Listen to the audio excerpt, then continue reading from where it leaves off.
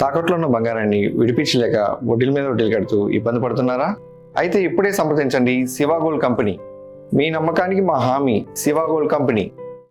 Iran మాజీ supreme leader Ayatollah Ali Khamenei అంత్యక్రియలను Israel దాడుల ముప్పు వెంటాడుతోంది.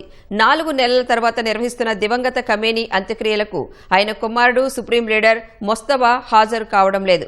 భద్రతా కారణాలతోనే తండ్రి అంత్యక్రియలకు ఆయన దూరంగా ఉండనున్నట్లు తెలుస్తోంది. 36 ఏళ్ల పాటు ఇరాన్ను పాలించిన మాజీ supreme leader Ayatollah Ali Khamenei అంత్యక్రియలపై ప్రపంచవ్యాప్తంగా అందరి దృష్టి కేంద్రీకృతమైంది.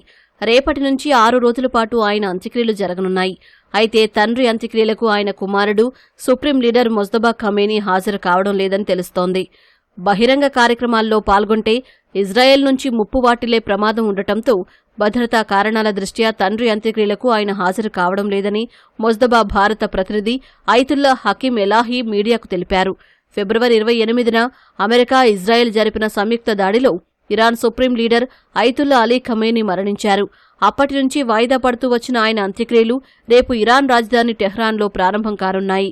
జులై 7న పవిత్ర నగరం ఖోమ్లో ప్రత్యేక ప్రార్థనలు, మతపరమైన కార్యక్రమాలు నిర్వహిస్తారు. అనంతరం జులై 9న ఖమేనీ స్వస్థలం మషాద్లో అంతిమ సంస్కారాలు జరగనున్నాయి. 6 రోజుల పాటు సాగే ఖమేనీ అంత్యక్రియల్లో దేశవ్యాప్తంగా మిలియన్ల కొద్దీ ప్రజలు పాల్గొంటారని ఇరాన్ అధికారులు అంచనా వేస్తున్నారు. ఇరాన్ వ్యాప్తంగా ఇప్పటికే దివంగత ఖమేనీ చిత్రాలతో భారీ పోస్టర్లు, బిల్ బోర్డులను ఏర్పాటు చేశారు. ఇస్లామిక్ న్యాయశాస్త్రం ప్రకారం ఎవరైనా మరణిస్తే వీలైనంత త్వరగా లేదా 24 గంటల్లోపు ఖననం చేయాలి.